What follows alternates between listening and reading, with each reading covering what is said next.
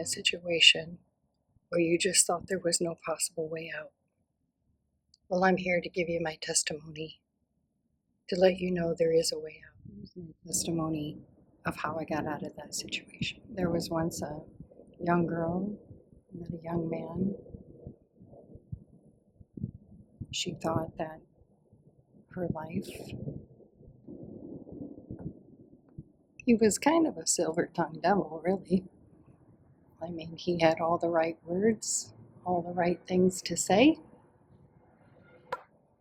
He eventually ended up convincing her to marry him.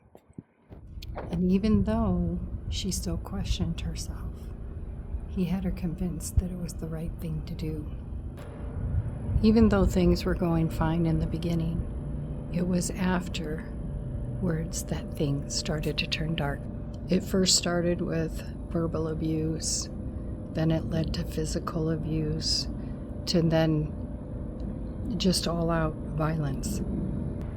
And as time went on, I sought some advice, but I was told from the church, since I didn't get married in the church and it was just a courthouse wedding, that they couldn't do anything for me.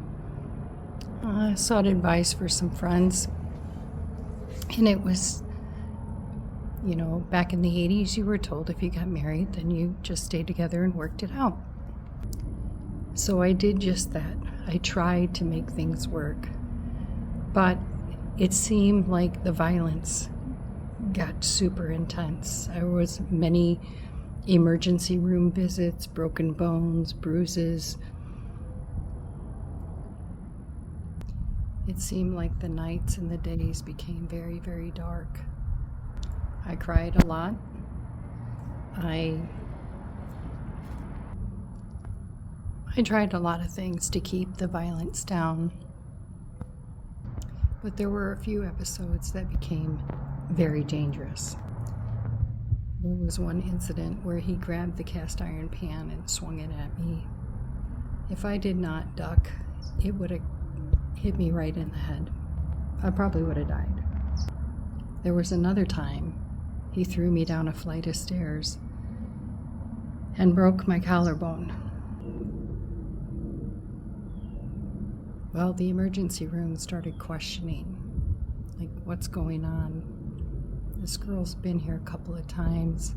They were seeing if I was safe. He caught wind of it outside the curtain, and he knew he had to get me out of this small town. So he moved us to a trailer park in the country. It was in between two small towns, between Sterling, Illinois, and Dixon, Illinois, to a little trailer park called Green Acres. This has been after multiple moves of places, living with friends, to getting apartments, losing them. Once he got me away from people that I knew, this is when things really started to take a turn and get even darker. So at this point, he not only took his anger out on me, but he started to take it out on the two little boys that we had. At this time, I had 2 children under the age of 3. I knew once this happened, I needed to get out. I was not going to allow this to take place. There were times I fought back, and it ended to a knife to my throat, threatening to kill me. I just remember saying, God, I need help. And even though I didn't personally know Jesus, I went to church when I was younger, but I had no personal relationship with him. It wasn't shortly after that these people from the Sauk Valley Community Church came to my door. They asked if they could come inside and speak to me, and I said, yeah. They would talk to me, and they prayed with me. It wasn't till about the 3rd time that they came to my door that there was hope that was given to me. It was the first time that I heard that, God hates divorce, but he hates abuse worse. And that I didn't have to stay in this situation. At that moment, there was hope. There was somebody telling me I didn't have to stay here. I didn't have to live like this. And I know people are probably thinking, well, I would have got out. It's not that easy. You have to be precise on your leaving. You have to make sure that they don't even suspect you, because if they do, they could really harm you and your children. So after that encounter, and they prayed with me, it was the first time that I ever experienced a little bit of peace. So as the week went on, I tried to keep things as normal as could be, but I devised a plan to leave. One day after he left, a lot of times he would leave me there with no phone. We didn't have cell phones back then. There was only one car, and he took it. After he left, I waited for a little bit, because sometimes he would come back just to see if his mind, he would think that people would be coming to see me, but it was just me and the boys. That I ran over to the laundromat. I called my sister and I said, I'm leaving. I need you to come get me now. She says, I'm on my way. I packed up what we could, and just in one trash bag, I threw clothes, baby bottles, shoes, whatever we could get in that one bag, and I threw it in there and I left. Well, when he came home and saw that we were gone, he didn't realize it yet, but he did after a while. He started to come look for me. It got really crazy that night, a lot of screaming, a lot of yelling. I just went back to my parents' house, and everybody was telling him to leave. They didn't realize at this point how bad it had gotten. So at this point, he still had my car. He still had all of my belongings in the trailer. So one night he came to work I was a cocktail waitress, and he came in and he made me believe that he was going to give me my car back. That's the night that almost ended my life. But God had different plans for me. Somehow again, he convinced me that he was just going to drop me off and give me my car, and he was just going to leave. Well, that didn't happen.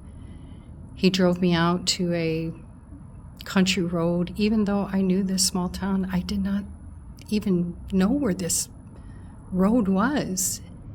It was a very cold, dark, rainy night in November. He took me out to a cornfield. He got me out of the car, beat me around for quite some time, and then he pulled a gun out. He told me at this point that if he couldn't have me, nobody else was. He had me down on my knees. He stuck that gun right to my forehead, and he cocked the gun. He pulled the trigger back. Just within a split second, I thought, there is no way you're going to get my children. I know at that moment, there was an angel behind me. I got up off of that ground. I had the courage of a lion. Something rose up in me that I'd never felt before. And the things that I said to him were not my words, but I believe they were God's words. He actually looked like he saw a ghost. At that point, I don't quite remember how I got back to the car, but I do remember him pulling up to the house and swinging open the car door and taking his leg and just kicking me out of the seat. I went flying so hard I hit the cement steps of my parents' house. At that moment, I screamed for my mom. She came, got me, And at that point, I had the courage to call the police and have him arrested. After that, he did start to leave me alone. He ended up finding another girl, which was great. So after that time that I got out of the situation, I decided to go to college and get a degree. I wanted to start off in radiology, but I felt every time that I went to the floors to take x-rays, I felt the Lord calling me to nursing.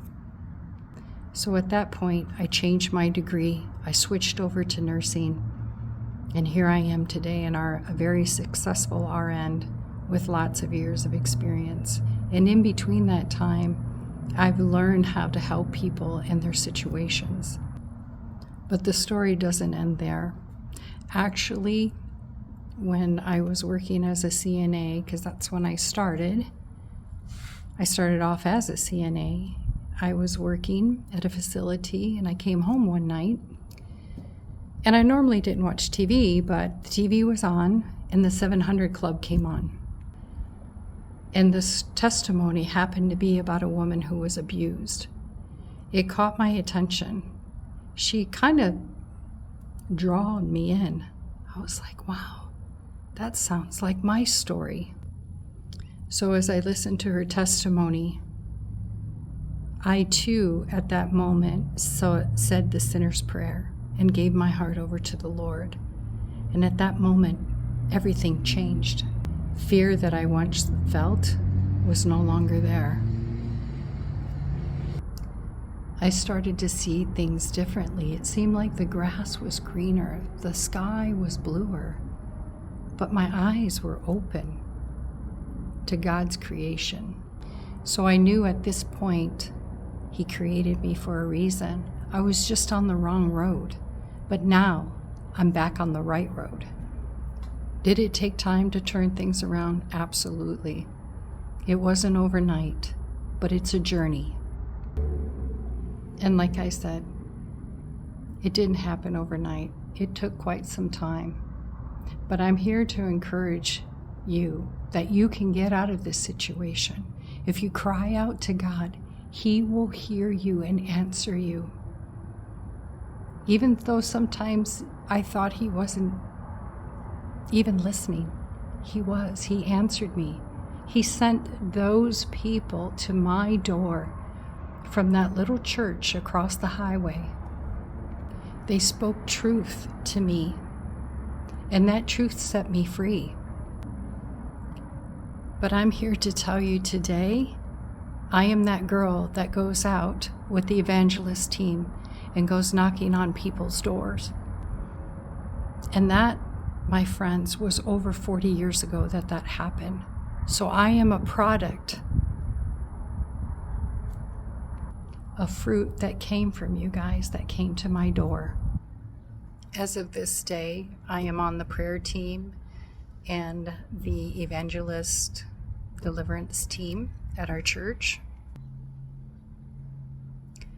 But also, there are many, many stories within that time that I'll be sharing. I know this video was made for somebody that needed to hear it. And you feeling like it's you, it is you. And I'm here to tell you there is a way out, and Jesus is the way, the truth, and the life.